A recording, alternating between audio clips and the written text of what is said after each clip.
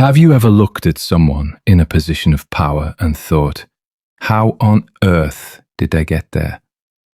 We've all witnessed it, people who seem thoroughly incompetent rising to positions of authority, while more capable individuals remain stuck in the shadows. Think of history's Emperor Nero, fiddling while Rome burned, or more recently, corporate leaders like Elizabeth Holmes, building a multi-billion-dollar company on technology that never worked. It's a pattern so common, it feels almost deliberate. But what if it is? What if there's a twisted logic behind why the least qualified often end up with the most influence? Today we're diving into one of history's most misunderstood political philosophers, Niccolo Machiavelli, and his brutal insights into why stupidity and power so often go hand in hand. But this isn't just ancient philosophy. It's a psychological phenomenon that shapes our world today. From corporate boardrooms to political offices, the uncomfortable truth is this: sometimes being smart is exactly what keeps you from gaining power. And understanding this paradox might be the key to recognizing the manipulative forces operating in our society, or even helping you navigate your own path to influence. In 16th century Florence, exiled from the political life he loved, Niccolo Machiavelli penned what would become one of the most controversial political treatises in history, The Prince. Unlike the idealistic political philosophers before him, Machiavelli wasn't concerned with how rulers should behave in a perfect world. He focused on how power actually worked in the real one. Everyone sees what you appear to be, few experience what you really are. This statement cuts to the heart of Machiavelli's thinking. He understood that perception often matters more than reality when it comes to acquiring and maintaining power. And herein lies the first clue to our paradox. Appearing competent is often more important than actually being competent. Machiavelli observed that rulers who display too much intelligence often create problems for themselves. Why? Because intelligence usually comes with certain traits that can be liabilities in power struggles, traits like nuanced thinking, ethical considerations, and self-awareness. Consider what happens when a genuinely intelligent person enters a power structure. They tend to see complexity where others see simplicity. They acknowledge limitations where others make sweeping promises. They question themselves where others project absolute confidence. In settings where bold assertion trumps thoughtful deliberation, these intellectual traits become handicaps. Look at the contrast between someone like Socrates, who questioned everything and was ultimately sentenced to death by the Athenian democracy, versus populist leaders throughout history who rose to power by offering simple, absolute certainties.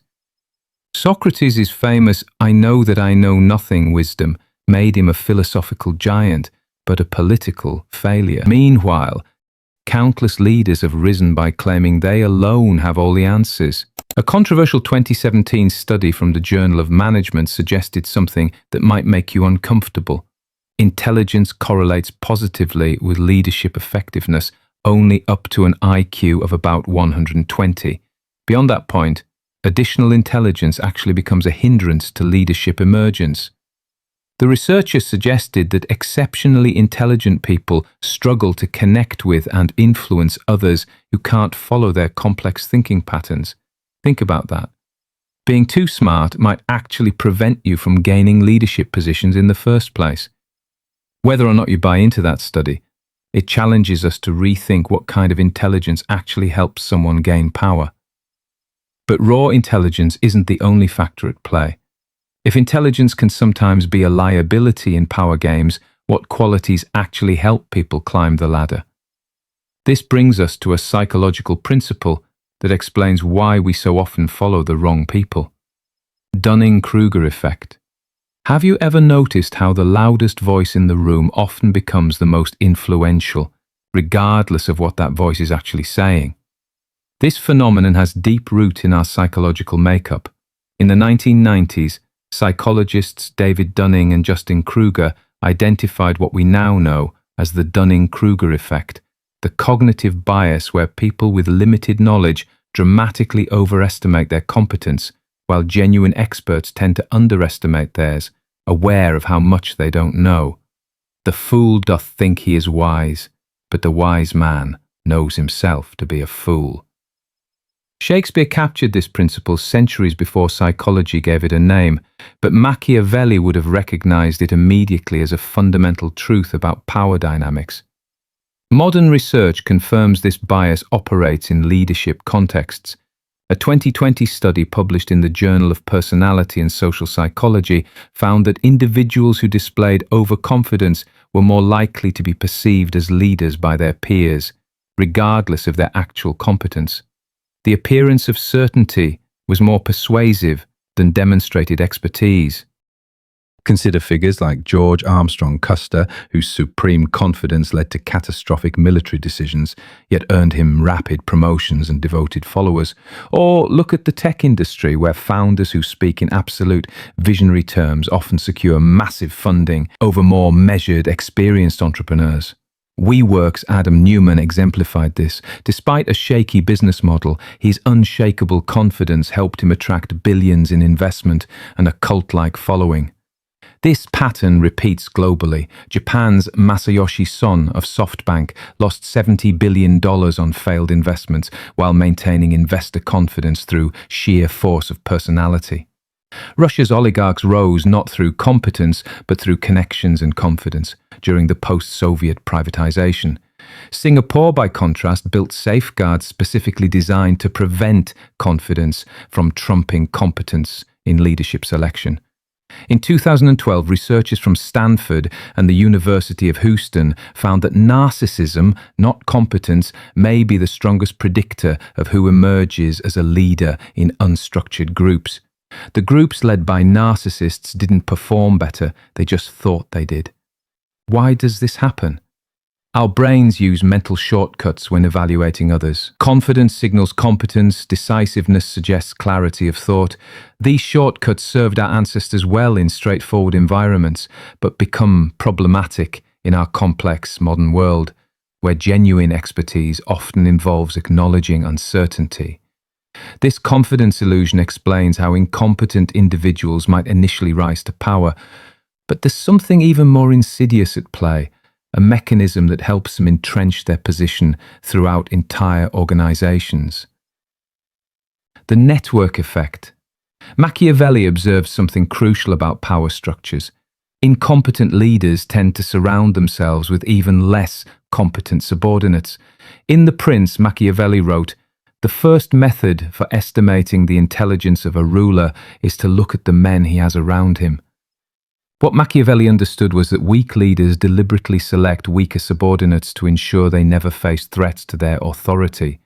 This creates a cascading effect where incompetence becomes institutionalized. Dr. Totoma Kamuro Premuzic, an organizational psychologist, describes this as competence threatening.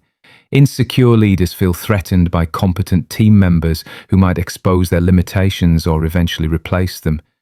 Instead of selecting for talent, they select for loyalty and non-threatening personalities. Think of it as a competence drought that spreads outward from central leadership. In Emperor Commodus's court, capable administrators were systematically replaced by flatterers and entertainers, accelerating Rome's decline. In contemporary Brazil, the central political system institutionalizes this dynamic, where incompetent political appointees secure positions through personal connections rather than merit. African nations like Zimbabwe under later Mugabe saw systematic replacement of capable administrators with partisan loyalists, devastating economic consequences following. This creates what organizational scientists call homophily, the tendency of individuals to associate with similar others. In power structures, this means incompetent leaders create islands of incompetence around themselves, insulated from conflicting viewpoints and constructive criticism. Ask yourself, Have you ever worked in an organization where asking questions was discouraged, where raising concerns was labeled as not being a team player? These are symptoms of this network effect in action. Yet, even knowing all this, we still find ourselves drawn to leaders who offer simplistic answers. This vulnerability helps explain why incompetence continues to thrive despite our best intentions. Cognitive closure. Why do we often choose leaders who offer simple answers to complex problems? The answer lies in cognitive psychology and our fundamental need for certainty in an uncertain world. Genuine expertise is almost always accompanied by nuance. Real experts understand the limitations of their knowledge. They recognize complexity. They acknowledge trade-offs. But these intellectual virtues can be profoundly unsatisfying to our psychological needs. For the great majority of mankind are satisfied with appearances as though they were realities, and are often more influenced by the things that seem than by those that are. When Machiavelli wrote these words, he identified something fundamental about human psychology. We crave certainty, even when certainty isn't possible or realistic. Consider what happens in times of crisis or uncertainty. People rarely rally behind the leader who says, "This is a complex situation with no easy answers that will require careful thought and inevitable trade-offs." Instead, they follow the person confidently proclaiming, "I alone can fix this. The solution is simple." Look at how actual environmental scientists speak about climate change, with careful caveats, ranges of possibilities, and nuanced policy recommendations, versus how popular figures on both sides frame the issue with absolute certainty. The scientific approach, while intellectually honest, struggles to compete with the psychological comfort of simple narratives. Or consider healthcare debates. Actual medical experts acknowledge complex trade-offs in any system, while political figures offer simplistic solutions that promise everything with no downsides. Which approach typically wins public support? The simple, certain one, regardless of feasibility. In a particularly jarring 2017 experiment, Yale researchers discovered something disturbing about how we process political information. When subjects were presented with mathematically complex policy problems and solutions, their ability to correctly interpret the data was directly affected by whether the results aligned with their political beliefs. Even more striking, the most mathematically skilled participants showed the strongest bias, using their intelligence not to reach the correct answer, but to justify their preferred conclusion. Cognitive psychologists call this cognitive closure, our desire for definite answers rather than continued ambiguity. Studies show that when people feel threatened or uncertain, their need for cognitive closure increases dramatically. They become more receptive to black and white thinking and more willing to follow authoritarian leaders who project absolute certainty. This creates a dangerous dynamic.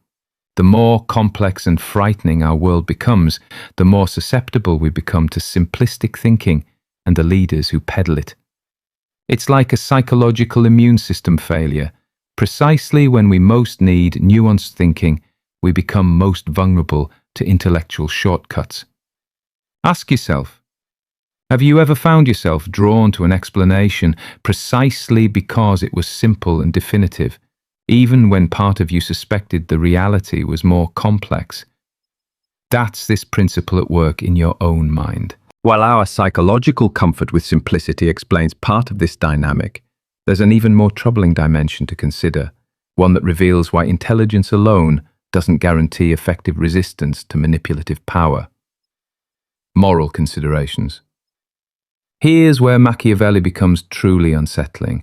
He suggested that moral considerations often handicap intelligent people in power struggles. In what might be his most infamous passage, he wrote, It is necessary for a prince who wishes to maintain his position to learn how not to be good, and to use this knowledge or not to use it according to necessity. While intelligent people typically develop more complex moral reasoning, this can actually impede their ability to compete for power against those unburdened by such considerations. In any competitive environment, the person willing to cross ethical lines has access to strategies that morally constrained competitors do not. They can make promises they have no intention of keeping. They can undermine rivals through deception. They can exploit fears and prejudices that others refuse to touch. Consider the contrasting fates of Cicero versus Julius Caesar in ancient Rome. Cicero, brilliant and principled, ultimately lost the power struggle to Caesar, who had no qualms about crossing the Rubicon, literally and figuratively, breaking norms his opponents felt bound to respect. In modern contexts, we see ethical candidates struggling against opponents willing to employ deception and character assassination. In organizational contexts, University of British Columbia researchers found that psychopathic traits like lack of empathy were positively associated with rapid advancement when combined with social charm. This pattern appears cross-culturally, from China's Shennu ruthless businesswoman archetype to Nordic companies, where studies show that despite cultural emphasis on collaboration, manipulative leaders often outpace their more ethical peers in advancement speed. This creates what game theorists call a race to the bottom. When unethical tactics prove successful, others face pressure to adopt similar approaches or be left behind. Over time, this can transform entire systems, making unethical behavior the norm rather than the exception. Understanding these dark dynamics might make the situation seem hopeless, but not all environments equally reward incompetence and unethical behavior. By recognizing which conditions favor stupidity and power, we can begin to design systems that select for genuine merit instead. Different environments. Machiavelli understood that different environments reward different qualities. Some contexts naturally select for competence, while others create fertile ground for incompetence to flourish. What determines which type of environment develops? Several structural factors. First, feedback loops and accountability structures. In environments with clear, immediate feedback about decisions, incompetence is quickly exposed. Think of a surgeon whose patients consistently die, or a bridge engineer whose structures collapse. These fields tend to select for genuine competence, because failure is obvious and consequential. But in environments where feedback is delayed, indirect, or easily manipulated, incompetence can thrive indefinitely. Political systems where outcomes can be blamed on predecessors or external factors. Corporate hierarchies where results can be obscured through creative accounting. Or media landscapes where being entertaining matters more than being accurate. These are all fertile grounds for the incompetent to rise. Second, institutional design and power distribution. Centralized power systems with weak checks and balances create conditions where incompetence flourishes. The Soviet Union's collapse was accelerated by a system that concentrated decision-making in unaccountable hands. Conversely, Germany's dual-board corporate governance structure, which separates management from oversight, provides structural resistance to incompetent leadership. Third, information asymmetry and complexity. When success is easily measured and compared, merit tends to win. But when goals are ambiguous or success is subjectively evaluated, style often trumps substance. Men judge generally more by the eye than by the hand, because it belongs to everybody to see you, but to few to come in touch with you. What Machiavelli recognized here is that most people evaluate others based on surface impressions rather than deep understanding, especially in complex domains where few have the expertise to make informed judgments. Fourth, economic incentive structures. Systems that reward short-term performance over long-term outcomes create fertile ground for incompetent leadership with superficial charm. The 2008 financial crisis exemplified how incentive structures rewarding immediate profits regardless of risk fostered leadership that prioritized appearance over substance. Ask yourself in your own life which environmental factors promote competence and which enable incompetence to thrive. Understanding these structural forces can help you navigate your own path and recognize when systems are vulnerable to manipulation. Even in well-designed systems, incompetent leaders can still rise by employing specific psychological tactics that allow them to manipulate perception and neutralize opposition.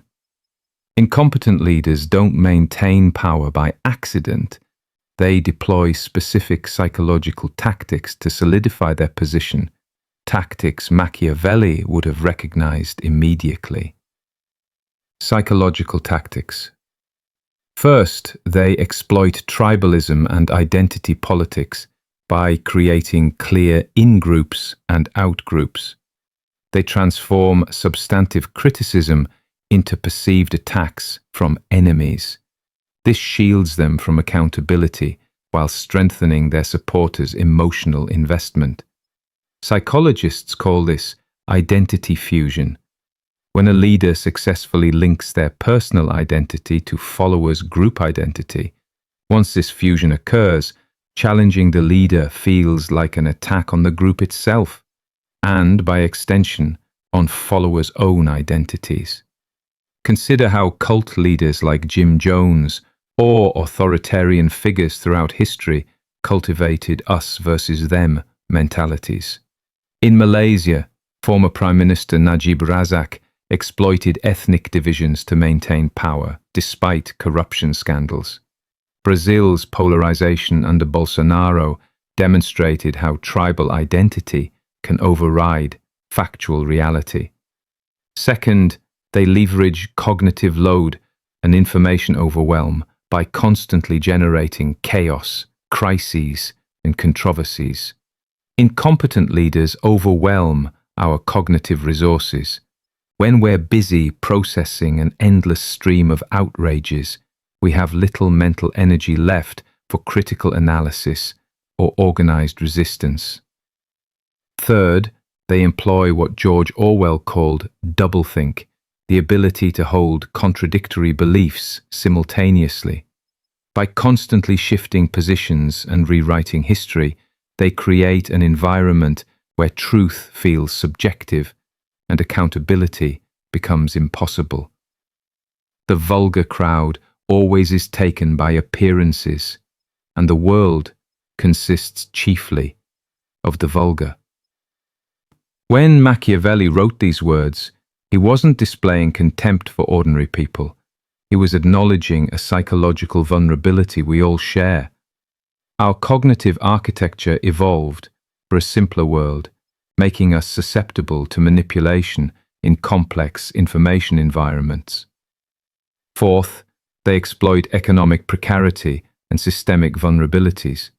When people are struggling economically or feel insecure about their future, they become more susceptible to leaders who promise simple solutions to complex structural problems.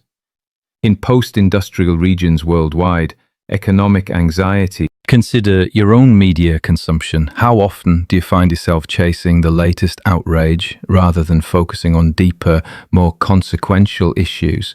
That's this principle at work. Recognizing these dark patterns is essential, but not enough. We need concrete strategies to protect ourselves and our communities from their influence. Awareness. At the individual level, awareness is our first line of defense. By understanding the hidden forces that shape thought, we become less susceptible to them. This defense rests on three essential practices. First, we must cultivate intellectual humility, the ability to recognize the limits of what we know. Research shows that intellectually humble people are better at evaluating ideas based on evidence, not confidence. Intellectual humility functions like a cognitive immune system. It helps us resist manipulation and false certainty, just as our physical immune system protects us from infection. Second, we need to develop media literacy, the skill of discerning depth from spectacle. This means deliberately choosing information sources, questioning presentation, and filtering for quality over quantity. Warren Buffett once said, "Really successful people say no to almost everything." Apply that to information. Wise thinkers reject most noise and focus on clarity and insight. Third, we should embrace philosophical reflection, the practice of stepping back from the daily storm to examine deeper principles. Ancient Stoics recommended daily reflection to guard against emotional reactivity. In Bacon's words, the wise man will make more opportunities than he finds. Reflection empowers us to become active agents in shaping our mental environment, not just passive consumers of it. At the collective level, institutional design is critical. Systems can be structured to reduce bias, deception, and incompetence. Here, too, three pillars emerge. First, we need robust accountability mechanisms, structures that deliver honest feedback regardless of a leader's charm or persuasive power. Contrast a company with an independent board to one where the board rubber stamps executive decisions. The Boeing 737 MAX crisis revealed what happens when engineers' concerns are ignored in favor of profits. Accountability was absent and tragedy followed. Second, institutions must foster cognitive diversity, the inclusion of differing perspectives in decision-making. Diverse teams aren't just socially desirable, they're empirically more accurate. They challenge assumptions and reduce blind spots that homogeneous groups tend to miss. Third, we must enforce transparency, rules that prevent complexity from becoming a shield for incompetence. Sunshine laws in government or conflict of interest disclosures in medicine make it harder to hide behind jargon or secrecy. Education ties these threads together. It's not enough to teach technical skills. We must prioritize critical thinking and ethical reasoning.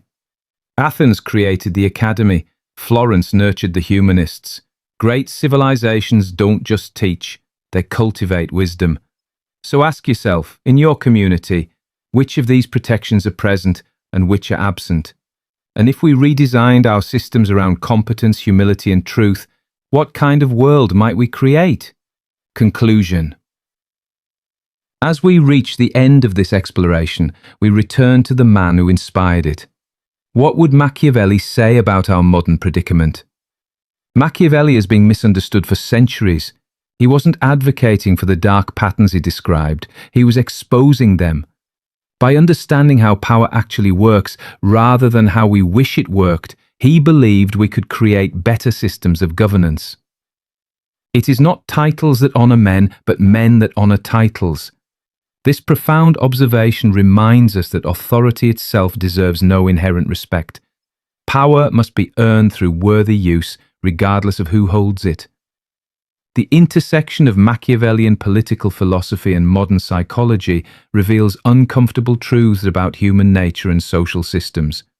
But uncomfortable truths are precisely what we need if we hope to create better futures. The path forward isn't pretending these dynamics don't exist. It's understanding them deeply enough to transcend them.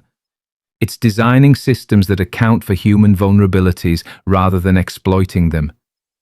It's developing personal practices that strengthen our resistance to manipulation.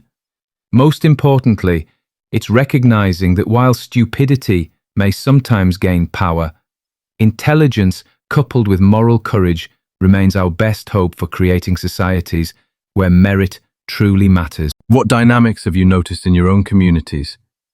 Have you seen instances where these patterns played out? Share your thoughts in the comments below. And if you found this exploration valuable, consider subscribing and sharing with others who might benefit from these insights. Until next time, remember, understanding the darkness doesn't mean surrendering to it. It means gaining the power to create light.